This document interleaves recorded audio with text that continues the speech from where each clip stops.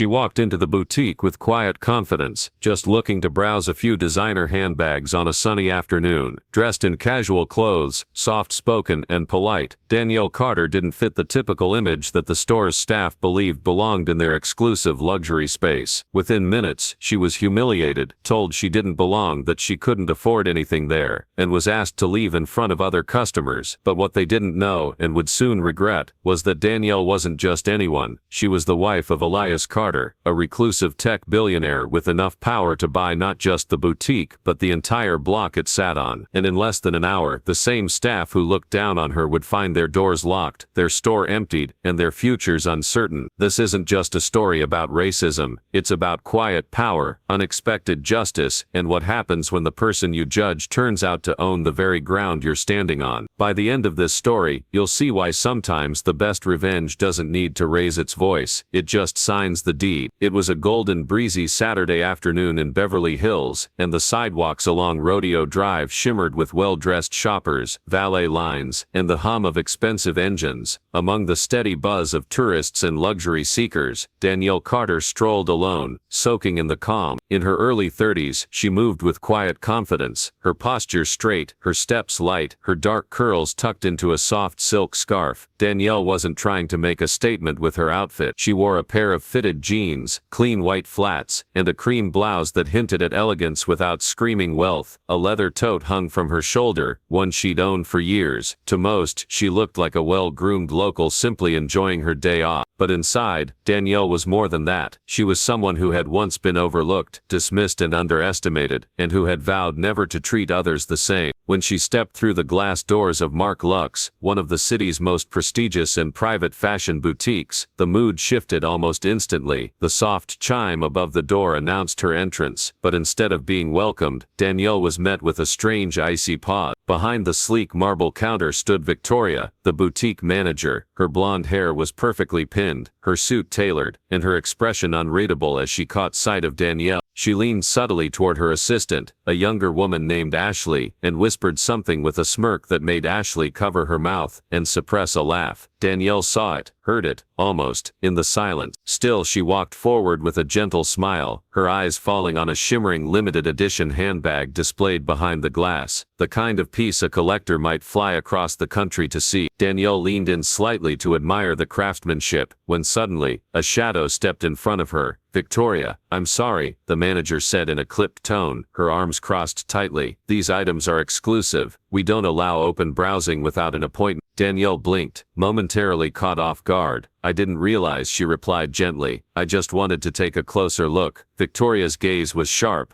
unforgiving. "Unfortunately, we've had incidents, and we have policies to maintain a certain experience for our client. I'm sure you understand." Danielle frowned slightly. "I wasn't planning to touch anything. I just wanted to look." Victoria's voice dropped, her smile becoming tighter. "Perhaps you'd feel more comfortable at one of the stores on Main Street. They have more flexible policy." It hit Danielle like a slap. Not just the words, but the condescension soaked in every syllable. A customer near the changing area raised her brows, listening closely. Ashley, behind the register, tried to pretend she wasn't watching. Danielle's cheeks flushed, but she didn't raise her voice. She didn't argue. She didn't demand to speak to anyone else. That wasn't her style. With one last look at the handbag, one she could have easily afforded 10 times over, she nodded quietly. "Thank you," she said, her voice steady but soft, and then she turned and walked out. Once outside, the weight of it all hit her in a way she hadn't expected. She paused at the curb, breathing deeply as her eyes filled with hot, unwelcome tears. Not because she couldn't handle rudeness, she had lived through much worse, but because it reminded her that even now, even after everything she and her husband had built, some people would still look at her and only see a stereotype. She reached her SUV, climbed into the driver's seat, and sat still. Her reflection in the rearview mirror stared back, beautiful, composed, and quietly wounded. She wasn't just anyone. Danielle Carter had built a life that most could only dream of. Married to Elias Carter, the founder and CEO of one of the most valuable tech firms in Silicon Valley, She was a philanthropist, an art collector and a private investor. She didn't flaunt her wealth. She didn't wear $10,000 heels, or travel with a security entourage. She didn't have to. What Mark Lux didn't realize was that they hadn't just turned away a potential client. They had disrespected a woman who had influence, reach and the ear of a man who could change the fate of their business with a single phone call. Danielle reached into her bag and pulled out her phone. Her fingers hovered over the screen. She didn't want to overreact. She didn't want to play the billionaire's wife card. But then she thought about how calmly Victoria had dismissed her, how confident she had been that there would be no consequences. That's what hurt the most. The assumption that no one would care, that she wouldn't matter. Danielle tapped her husband's name. The phone rang twice before he answered. "Hey babe," Elias said, his voice warm and upbeat. "You done shopping already?" Danielle hesitated for a sec. Then the words came, clear and measured. "I just got kicked out of Mark Lux." There was a pause. "What? Why?" she explained. Not emotionally, not dramatically, just the facts. When she finished there was silence on the line. "And then stay there," Elias said, his voice lower now, controlled. "I'm coming." Danielle lowered the phone, her heart still racing, not from fear or sadness now, but something else. Inside the boutique, Victoria was sipping a sparkling water, recounting the incident to Ashley with pride. "She thought she could just walk in here like that," she sneered. "Probably wanted to take selfies with the merchandise." Ashley didn't respond. Her smile had faded. She was staring out the boutique window, because parked outside now was a sleek black Bentley, and stepping out of it, in a tailored gray suit and polished shoes, was a man with a presence so commanding, the entire sidewalk seemed to pause. Elias Carter was here, and he wasn't smiling. Danielle sat silently in the driver's seat of her Escalade, parked just across the street from the boutique that had just made her feel small. The engine purred and idle, but she wasn't going anywhere. Her hands rested on the steering wheel, trembling slightly, not with rage, but with the weight of everything she hadn't said inside the store. Her eyes remained fixed on the glass storefront of Mark Lux, its spotless windows gleaming under the California sun, as if it were too pristine to be touched by someone like her. She blinked against the sting behind her eyes. Crying wasn't her thing.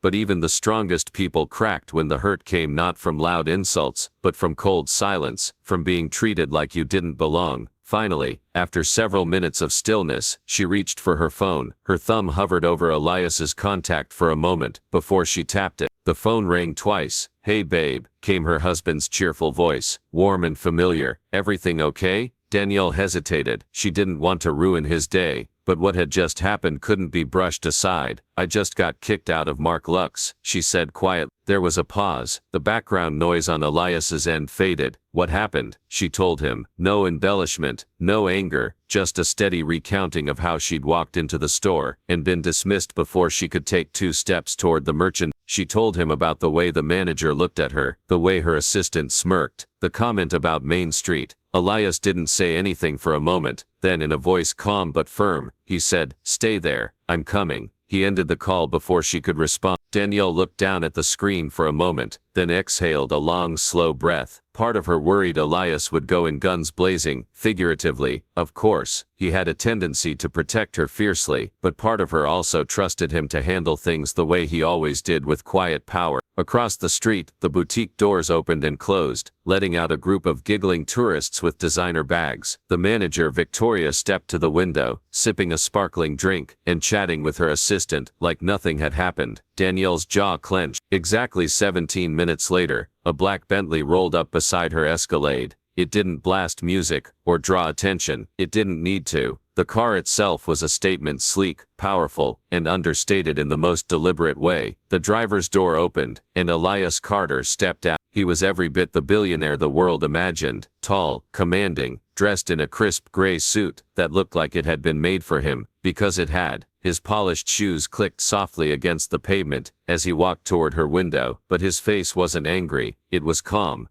Danielle rolled down the window. "Are you okay?" he asked softly. She nodded. "Yeah, I didn't expect it to hit me like that." He bent down, kissed her forehead, and offered his hand. "Walk with me." Together they crossed the street, hand in hand, a picture of quiet solidarity. Pedestrians turned their heads. A man on a scooter slowed down and did a double take. Several people recognized Elias immediately. One even fumbled for their phone to snap a photo. Inside the boutique, Victoria looked up from behind the counter. Her confident, dismissive smirk faded the moment she saw Danielle re-enter the store. Her brow furrowed in confusion, and then her eyes landed on the man beside her. Her entire body stiff. Ashley, the assistant, dropped a stack of folded scarves in shock. She knew exactly who he was. Everyone did. Elias Carter wasn't just a billionaire, he was a global name, the founder of Carter Technologies. His face had been on business magazines, tech expos, and even a few political panels. He was a man whose time was rarely given, and always respected. Victoria's voice caught in her throat. "Mr. Carter." Elias turned his head slowly, offering her a polite but chilling smile. "Good afternoon.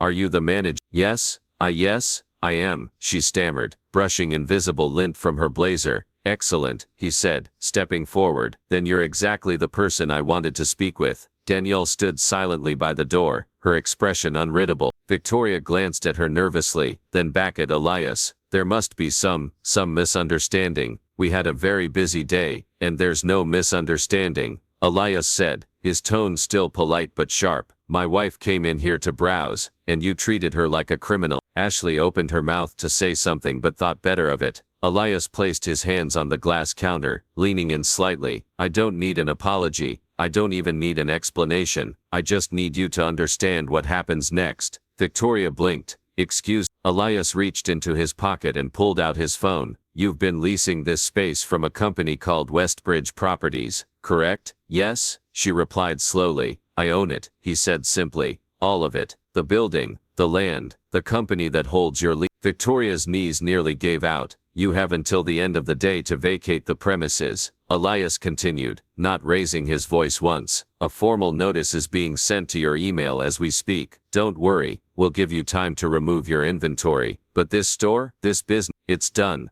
Ashley gasped. A customer who had just entered quickly turned on her heel and walked out. "You can't do that," Victoria whispered, though it sounded more like a question than a challenge. Elias straightened. "Actually, I can." He turned toward Danielle, ready to go. She nodded, her eyes never leaving Victoria's stunned face. Together, they walked out the door, leaving behind silence, shattered pride, and the start of a lesson none of the boutique staff would forget. As the boutique doors closed behind them, a passerby, one of the tourists who had seen them earlier, whispered to her friend, "I think that was Elias Carter and his wife." The friend's eyes widened. "No way, that's the guy who owns half of Silicon Valley." Danielle and Elias got back into the Bentley. The moment the doors closed, Elias turned to her and gently touched her hand. "I didn't do this just because they insulted you," he said. "I did it because people like that don't learn unless there are consequences." Danielle smiled faintly, her heart lighter than it had been in hours. And back inside the boutique, Victoria stared blankly at her phone as the termination email arrived. Subject line: lease cancellation, immediate action required. The boutique's door swung open with a soft chime, drawing glances from the two women behind the counter. Victoria, still flustered from Danielle's unexpected return, straightened her blazer as Elias Carter stepped inside. His presence seemed to stretch across the room, pulling every gaze toward him. His face was familiar, too familiar. Even those who hadn't recognized him initially were now whispering and glancing at their phones, trying to confirm what they were seeing. Elias walked with the confidence of a man used to being listened to. His gray suit hugged his frame with precision, and his dark sunglasses added an extra layer of mystery, even though he removed them slowly once inside. The boutique, filled with the scent of fresh leather and lavender polish, suddenly felt like a courtroom, and Victoria, standing behind the counter, looked like a defendant awaiting a verdict. He approached the register casually, like a regular shopper. "Hi,"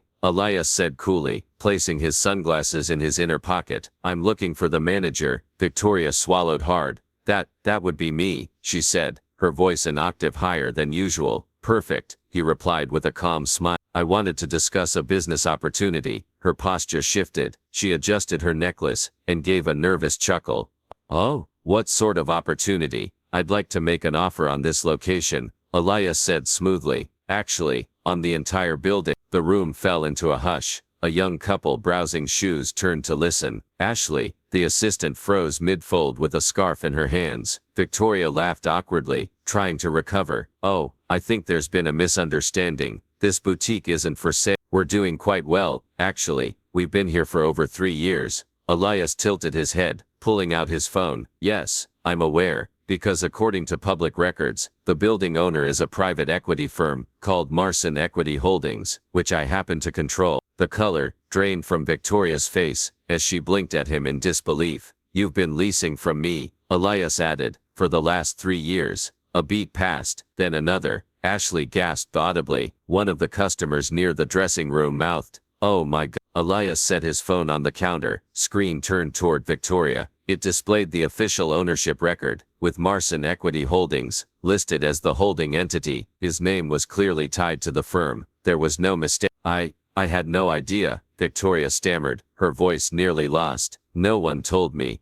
Elias cut in, his voice still level, but with an edge now. "That's the thing about ignorance. It doesn't excuse behavior. You treated my wife like she didn't belong in here, like she was beneath your store. That's not just bad customer service, that's personal." Victoria's mouth opened, but no words came out. "I'm terminating your lease," Elias continued, slipping his phone back into his jacket. "Effective immediately." You can't just." "I can," Elias said firmly. "Clause 12C of your lease allows for early termination at the discretion of the property owner, if the business damages the building's public reputation, which thanks to your treatment of my wife, it now has." Victoria's knees wobbled. Ashley placed a hand on the counter to steady herself. "We have customers." Victoria tried again. "Not for long," Elias replied, glancing around. "This store will be empty by the end of the week. I'm giving you 72 hours to vacate. You'll be contacted by my legal team with further instructions. And yes," he paused, locking eyes with her, "you'll also be hearing from our lawyers on behalf of my wife. Discrimination isn't just unethical, it's illegal." A customer nearby clapped once, then stopped,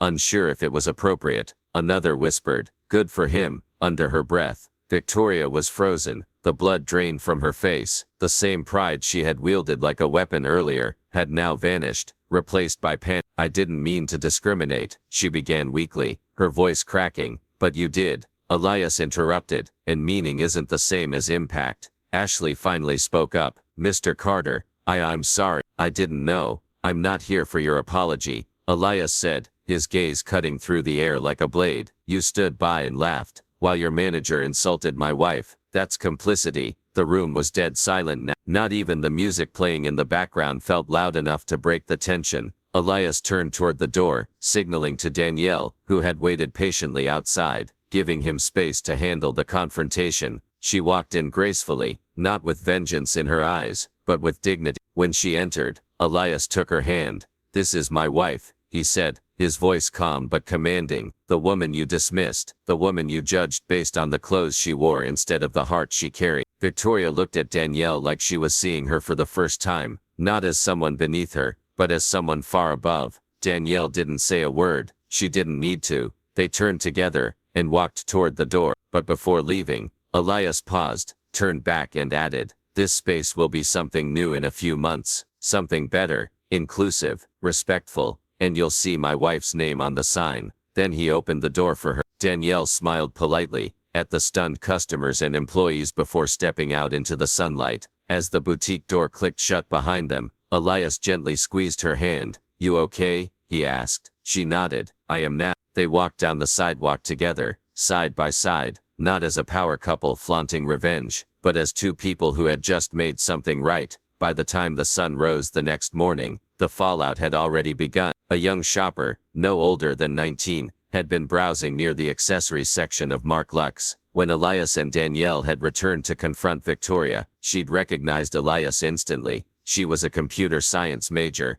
and idolized the tech mogul. Without hesitation, she'd whipped out her phone and started recording. The video, shaky at first, caught everything: Victoria's nervous laughter, Elias's calm explanation of his ownership, the revelation of the lease termination, and Danielle walking in with grace and quiet power. It was the kind of footage that practically begged to go viral, and it did. The TikTok video, captioned, "They didn't know she was married to a billionaire, Danielle Carter, Karma in Chanel, Mark Lux fail," racked up over 12 million views within 8 hours. Comments exploded beneath it. She handled that with class. The way he didn't even raise his voice, that's power. As a black woman, I've felt this kind of treatment before. This hit hard. By noon, other platforms had picked it up. Twitter, now X, had Danielle Carter and Justice at Mark Lux trending nationally. Threads of users sharing their own experiences flooded timelines. Stories of microaggressions, coded language, and outright disrespect in luxury spaces. Fashion bloggers reposted the clip. TikTok duets showed lawyers breaking down Elias's lease clause and praising his legal finesse. Even a few law professors chimed in, analyzing the case as a modern-day example of quiet strategic justice. And then the news outlets caught wind. BuzzFeed, CNN, The Shade, and Forbes Women all ran headlines. Tech billionaire shuts down boutique after wife faces discrimination. Danielle Carter, the woman who silently broke a luxury store's legacy. When billionaires strike back, and the internet cheers. In the middle of the frenzy, Elias posted a single tweet, just 15 words, but it lit a fire. To those who judge others based on appearances, be careful, you never know who you're really looking at. Within minutes, it had 100,000 likes and was screenshotted, quoted, and turned into motivational graphics across Instagram and LinkedIn. Danielle, on the other hand, had remained quiet. She didn't speak to reporters. She didn't do interviews. Her silence only added to the mystique. In a world where everyone rushed to tell their side, Danielle's decision to say nothing said everything, but not everyone was staying quiet. Mark Lux's Instagram page was flooded with comments. Their latest post, an ad featuring a celebrity influencer holding a crocodile skin bag, was now buried under angry replies. Still not gonna apologize. This brand is done. Try treating people like humans next time. You should have treated her with respect before you knew who she was. The boutique turned off comments by lunchtime. By evening, they had deleted their Instagram entirely. Sponsors, sensing the PR disaster, began pulling out. A well-known fragrance label issued a statement, declaring they had no ongoing relationship with Mark Lux, and condemned all forms of discrimination. A luxury shoe brand that sold through the boutique quietly removed their items from the location. But perhaps the most significant blow came from influencers, particularly black and brown content creators, with large followings. One by one they posted videos returning gifted items, canceling brand deals, and urging their followers to support inclusive businesses instead. Celebrity responses began to pour in. Actress Viola Davis reposted the viral video with the caption, "This is why we speak up. This is why we build our own tables." Zendaya retweeted Elias's post with a simple fire emoji and a heart, and then came the unexpected tweet. Later that afternoon, as the internet was still ablaze, a second video surfaced. It wasn't new footage, but it told a new story. A former Mark Lux employee named Rachel, a white woman in her late 20s, uploaded a TikTok from her small apartment. Nervous but resolute, she sat in front of the camera and said, "I used to work at Mark Lux. I quit last year, and what happened to Danielle Carter wasn't an isolated incident. That store has a history of profiling black customers, Arab women, anyone who didn't fit their look. We were told to keep an eye on certain shoppers. Some were even asked to follow them discreetly. I regret not speaking up sooner." The comments exploded. People had suspected it, but now it was confirmed. Mark Lux hadn't just made a mistake with Danielle. This was a pattern. More stories emerged, former employees backing up Rachel's claims. One shared how Victoria once said,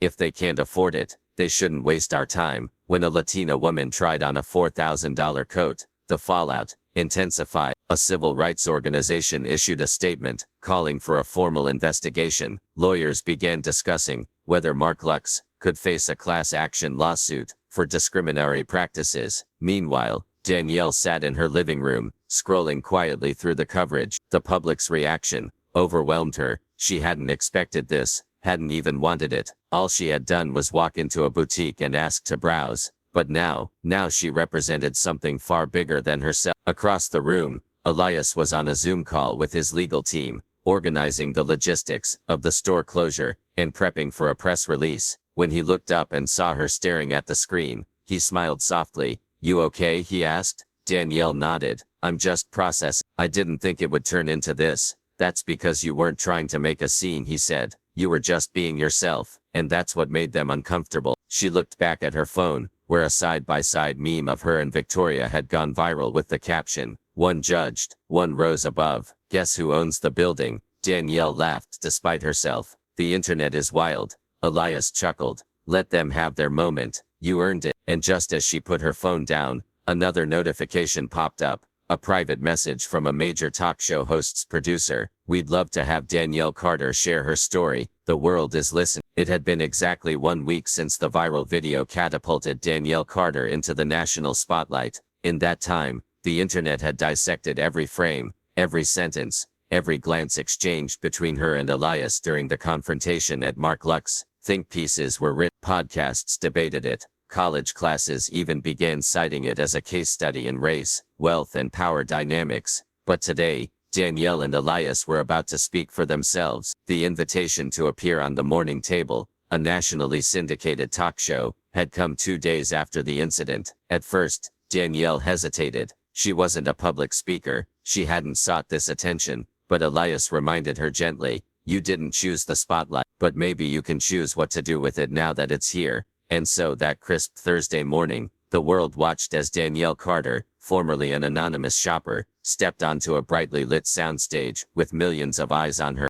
She wore a tailored cream pantsuit, gold hoop earrings, and natural curls pinned to one side. Her quiet poise silenced the studio audience even before she spoke. Seated beside her, Elias wore his signature charcoal gray suit, unflappable as always. But today he looked not like a mogul, but a man profoundly proud of his wife. The host, a warm and charismatic woman named Tasha Bryant, leaned forward. "Danielle, thank you for being here. The world has heard what happened, but I want to ask, what did you feel in that moment when Victoria turned you away?" Danielle paused, choosing her words with care. "I wasn't angry," she said, her voice steady. "Not at first. I was disappointed.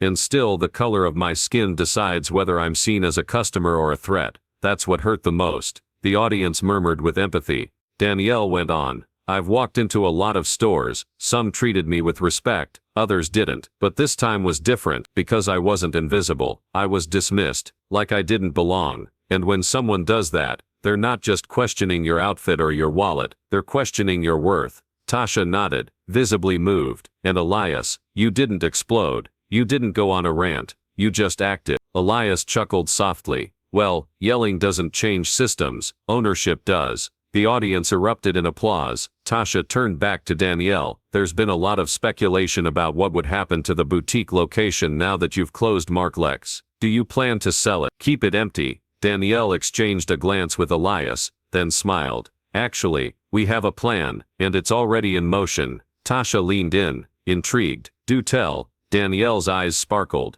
"We're opening something new, something better. It'll be called the Carter Collective, a fashion co-op for young black designers, artists, and creatives from marginalized communities." The room burst into applause. "It'll be a space where anyone can walk in. No appointment, no judgment, just talent, vision and heart," she continued. "We're going to offer retail space, mentoring, funding and workshops. We want to level the playing field in fashion, because access shouldn't be a privilege." Gasps and cheers filled the room. Viewers at home tweeted furiously. Within minutes, and Carter Collective was trending. But Tasha wasn't done. "I love that," she said, catching her breath. "But we heard there's one more surprise. Is it true?" Elias grinned. "It is." He turned toward the camera. "Earlier this week," he began, "we received a resume through the Carter Foundation's career site. Someone applying for a retail associate position at the new boutique." Tasha raised an eyebrow, already sensing where this was headed. Elias leaned forward. "That resume belonged to Victoria."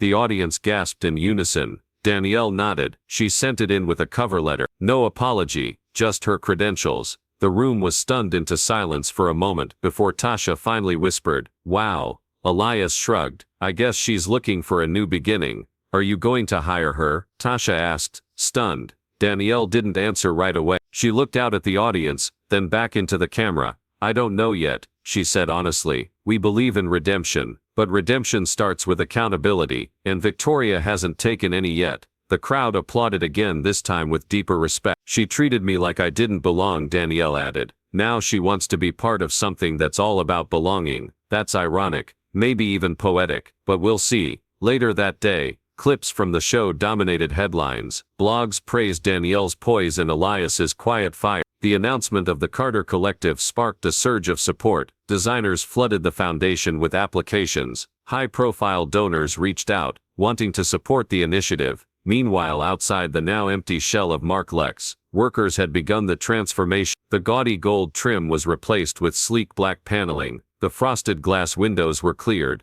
replaced with transparent panes that allowed anyone to see the beauty inside. And finally, a new sign was unveiled. Carter Collective Fashion Without Judgment. It wasn't just a name, it was a statement. On opening day, a line wrapped around the block. People came from all over the city, shoppers, influencers, young designers, even celebrities who had once graced Mark Lex's red carpet. But this time, the energy was different. Warm, open, inclusive. Danielle stood at the door, greeting people personally, smiling, welcoming, owning not just the building, but the moment. And somewhere in that crowd was Victoria. She didn't approach Danielle that day. She stood in line like everyone else, clutching a portfolio, dressed simply, no designer heel, no haughty attitude, just a woman in search of a second chance. She never said a word, but her eyes said plenty. And Danielle, she saw her, really saw her. Maybe one day she would give her a shot, but for now, she turned back to her guests, her designers, her people, and smiled. This wasn't just revenge, this was revolution, and it had only just begun.